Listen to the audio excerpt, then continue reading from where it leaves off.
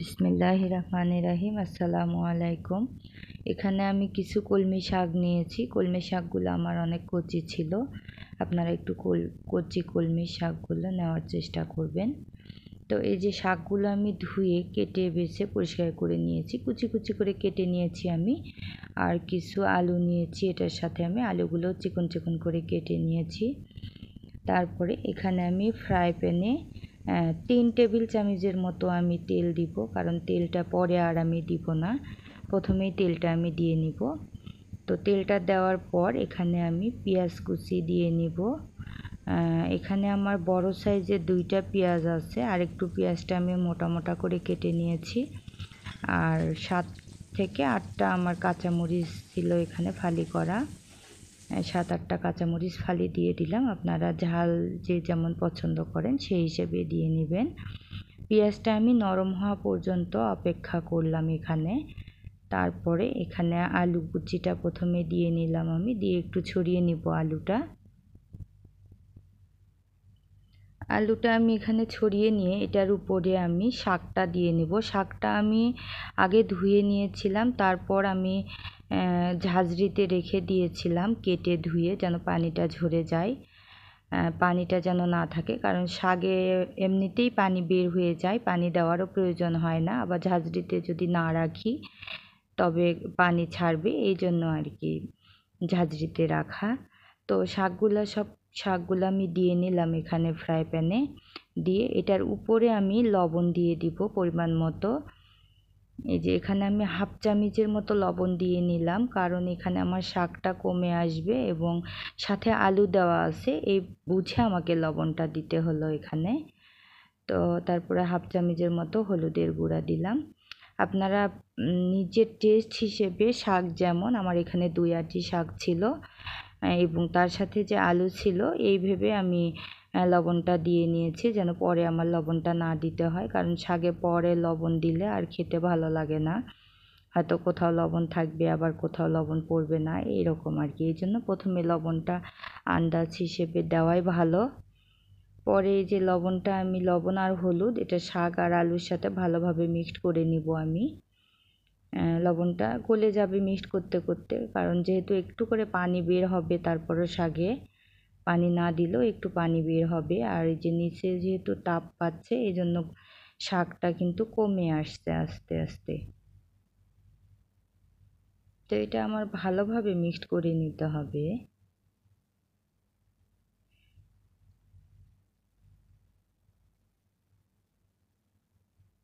একটু পড়ে যেতে ধরলো সাইডে। এখন একটু বেশি দেখা যাচ্ছে, 2 আঁটি শাক ছিল যেহেতু আমার, কমে এমনি এটা অল্প হয়ে আসবে। তারপরে এটা আমার মিক্সড হয়ে গেলে আমি ঢাকনা দিয়ে ঢেকে 7-8 মিনিট এটা আমি জাল করে নিব, কারণ আলু আছে, আলুটা সিদ্ধ হতে 7-8 মিনিটের মতো লাগবে, চিকন করা আলু আমার। তারপরে এটা এই যে 7-8 মিনিট পরে আমি ঢাকনাটা উঠে এটা হয়ে গিয়েছে, আমার সেদ্ধ হয়ে গিয়েছে, শাক এবং আলু দুটোই সেদ্ধ হয়ে গিয়েছে। আমি একটা আলু উঠে আপনাদেরকে দেখাচ্ছি।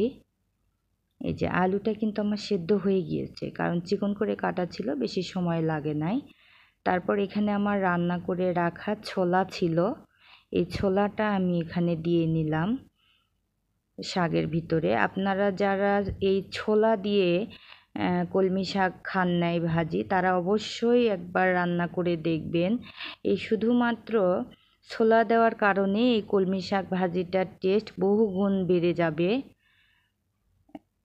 আর ছোলাটা সেদ্ধ করে দিতে হবে অবশ্যই, সেদ্ধ না, শুধু লবণ হলুদ দিয়ে সেদ্ধ করলেও এটা এত বেশি টেস্ট আসবে না, একটু রান্না করেই দিতে হবে। আর কাঁচা দিলে তো অবশ্যই সেদ্ধ হবে না, সেটা বুঝতে পারছেন, কারণ শাক হতে মাত্র 8 থেকে 10 মিনিট সময় লাগলো আমার, কিন্তু ছোলাটা তো এর মধ্যে সেদ্ধ হওয়া সম্ভব না, এই জন্য রান্না করেই দিতে হবে ছোলাটা।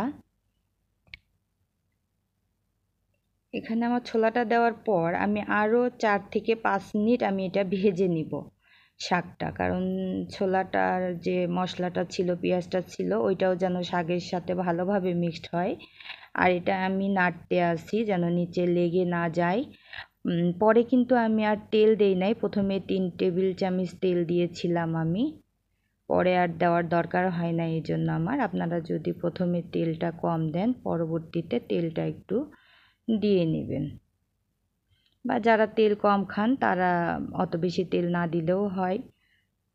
ননস্টিকের ফ্রাই প্যান হলে এমনিতেও নিচে লেগে যায় না। তো আরও কিছুক্ষণ আমি ভেজে নিব এটা। এই যে এটা আমার ভাজা হয়ে গিয়েছে, এখন আমি এটা উঠিয়ে নিব। আমরা কম বেশি সবাই শাক খেয়ে থাকি, তবে কলমি শাকটা আমরা যেভাবে সচরাচর রান্না করি তার বাইরে যে এটা একটু রান্না করে দেখবেন এভাবে, এটা কি পরিমাণে যে মজা, এটা অসম্ভব মজা। আপনারা একবার অবশ্যই ট্রাই করবেন।